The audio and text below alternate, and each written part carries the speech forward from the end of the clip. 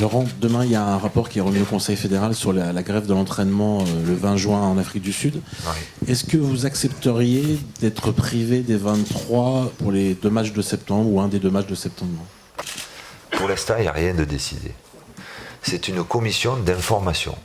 À titre. Donc, elle fera son rapport. Le Conseil fédéral décidera certaines choses. J'espère en être au courant. Et après, on avisera. Là, vous anticipez sur certaines choses déjà. Pour l'instant, à l'heure d'aujourd'hui, là aussi, j'ai aucun élément qui me permette de dire qui j'aurai à disposition le 3 septembre et le 7 septembre.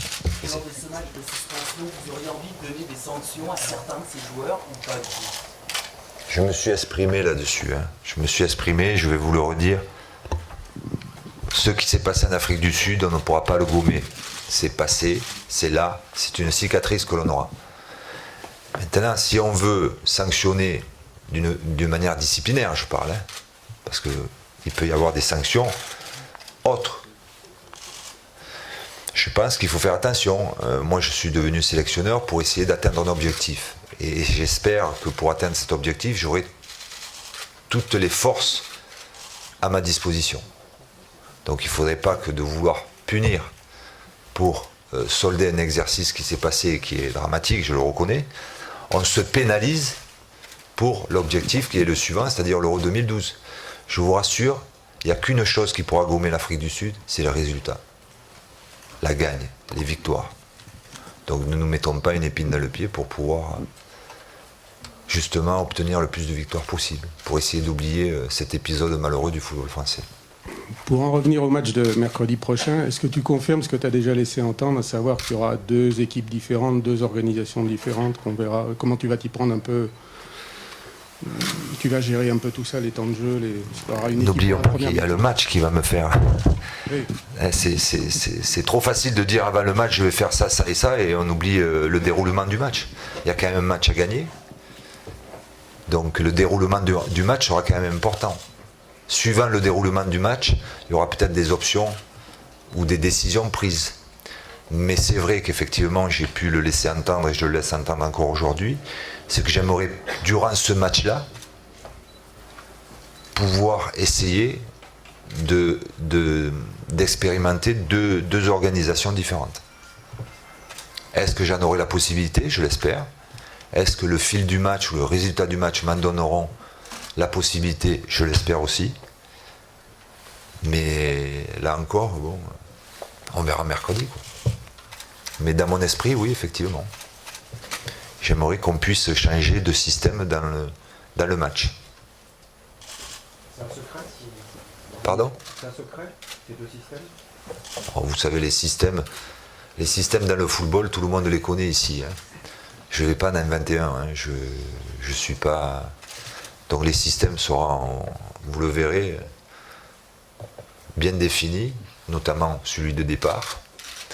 Et puis, en connaissant celui de départ, il y en a ici qui réfléchiront et qui sauront éventuellement le deuxième système que je vais mettre en place.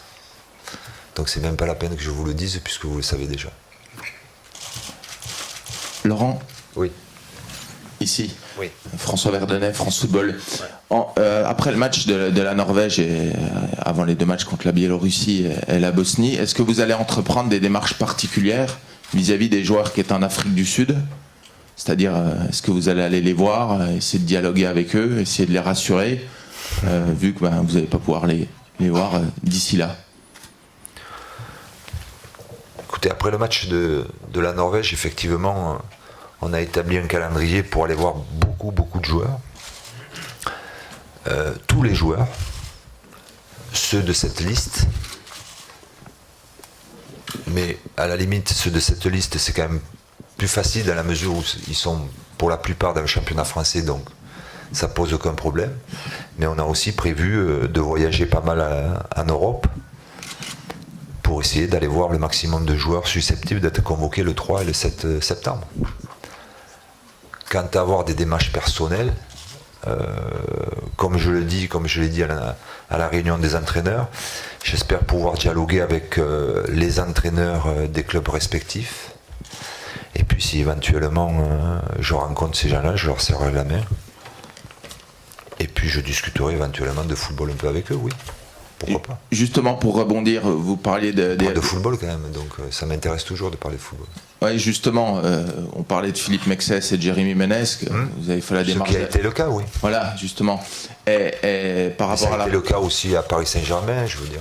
Oui, tout à fait, vis-à-vis de la réunion qui s'est tenue en début de semaine. Oui. Mais par rapport à votre prédécesseur qui était assez léger dans ses démarches, est-ce que vous avez établi une démarche particulière par rapport aux entraîneurs de club, aux entraîneurs de Ligue 1, aux entraîneurs étrangers, avec des missions spéciales vis-à-vis des préparateurs physiques, vis-à-vis des entraîneurs adjoints, pour le retour aussi des joueurs après les matchs, pour des situations comme ça?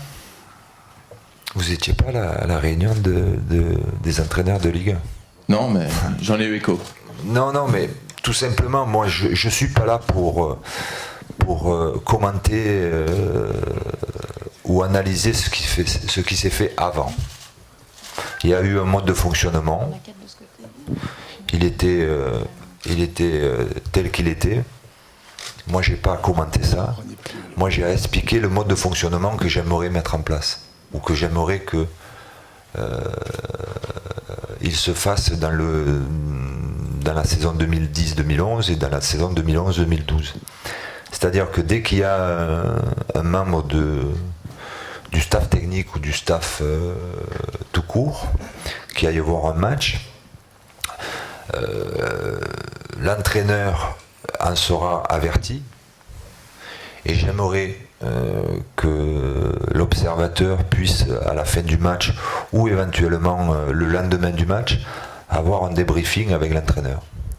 Alors si c'est un entraîneur adjoint ou moi-même avec l'entraîneur, si c'est Philippe Lambert avec le préparateur physique, si c'est Franck Raviot avec l'entraîneur des gardiens, je trouve que ce qui se faisait avant était pas mal, mais le problème c'est que un entraîneur après un match est très sollicité. C'est pas vous que je vais vous le dire. Il a déjà l'analyse de son match à faire, il a les sollicitations de la presse. Et je trouve que rencontrer un observateur de l'équipe de France 2 minutes dans un couloir alors que l'entraîneur est tiraillé parce qu'il y a la presse qui le demande, il n'y a pas forcément un débriefing, une analyse complète. Et nous, ce qui nous intéresse, enfin ce qui m'intéresse à moi, c'est que, étant donné que les joueurs, on les a pas longtemps, les informations que je recherche, il n'y a que l'entraîneur qui peut me les donner, l'entraîneur de club. Donc il faut que ce soit quand même constructif, que la discussion soit constructive. Et comme j'ai répété aux entraîneurs de Ligue 1, j'espère qu'ils se donneront les moyens de pouvoir débriefer un quart d'heure avec l'observateur de l'équipe de France qui sera venu voir le match. J'ai même précisé que s'il y avait quelques affinités, il pouvait y avoir même un repas. S'il y a plus, il peut y avoir un peu plus. Ou éventuellement le lendemain matin au déclassage. Mais que ça se fasse vraiment dans une manière professionnelle, quoi. Là, moi-même j'étais à Bordeaux, et quand je rencontrais que ce soit Bogo ou que ce soit Bruno Martini, c'était dans le paddock 2 minutes. Alors s'il pleut, je vous parle même pas. Je voulais te parler, puis vous avez l'attaché de presse qui vient vous tirailler parce que vous avez une interview avec un tel, vous échangez rien du tout, quoi. Rien. Donc moi j'ai besoin d'informations sur les joueurs. Et je pense que les entraîneurs ou les préparateurs physiques ou les préparateurs de gardiens ou les entraîneurs de gardiens peuvent donner des informations nécessaires, intéressantes, enrichissantes aux sélectionneurs ou aux observateurs. Donc ça, il faut avoir un peu de temps, d'être dans un endroit un peu tranquille où on puisse discuter.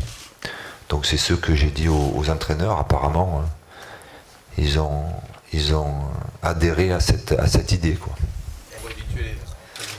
Non, mais il n'y a rien à cacher. Bon, moi, j'ai rien à vous cacher. Effectivement, j'ai demandé lors de cette réunion, j'ai demandé 2 choses.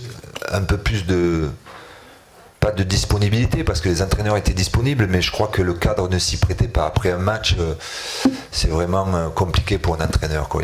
Il a beaucoup de choses à faire. Donc, ou on le fait vraiment après, tranquillement, à un autre endroit, ou dans le bureau de l'entraîneur, s'il a un bureau au stade. Mais il faut se prendre le temps.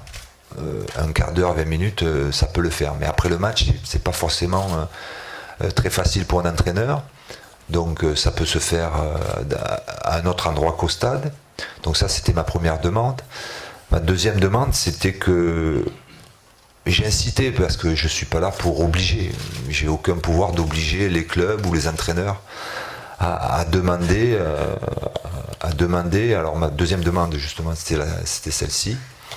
C'est que je trouve un peu anormal, même si j'ai pu moi en profiter, que lorsqu'il y a 2 matchs, puisque maintenant on fait 2 matchs, soit le samedi ou le mercredi, ou le mardi, ou le vendredi et le mardi, qu'après les matchs, les joueurs s'évaporent un petit peu dans Paris ou ailleurs. Je trouve que bon, comme je le répète, hein, même si j'en ai profité, même plutôt bien profité, je crois qu'à l'heure actuelle, bon, et c'est pas les événements qui se sont passés qui vont me faire changer d'avis, je pense que il est préférable, et j'ai incité les entraîneurs à en parler avec leurs dirigeants, que les joueurs soient récupérés de suite après le match. Alors c'est vrai que ça engage quelques frais, mais je crois que bon, moi-même quand j'étais entraîneur de Bordeaux, je l'avais demandé à mes dirigeants, puisque c'était pas prévu, et je crois qu'on était arrivé à grouper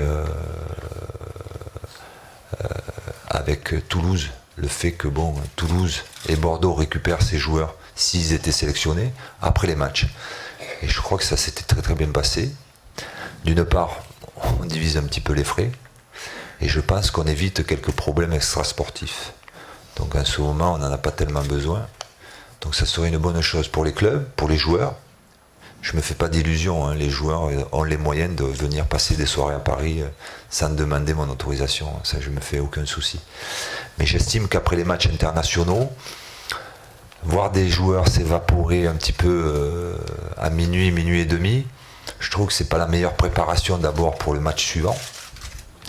Et je pense que pour le club, il vaut mieux les avoir même un petit peu tard et être sûr qu'ils soient à Bordeaux, à Marseille ou à Munich, que à minuit et demi, les laisser partir comme ça, avec des copains, sans savoir ce qu'ils vont faire, etc. Je trouve que pour les clubs, c'est vraiment très intéressant aussi. Donc j'espère que cette demande sera aussi partagée par les dirigeants de clubs. Je sais qu'elle est plus ou moins vraiment très partagée par les entraîneurs, puisque ça se fait déjà, hein, attention. Mais j'aimerais que ça se fasse vraiment avec tout le monde. Et même les joueurs étrangers.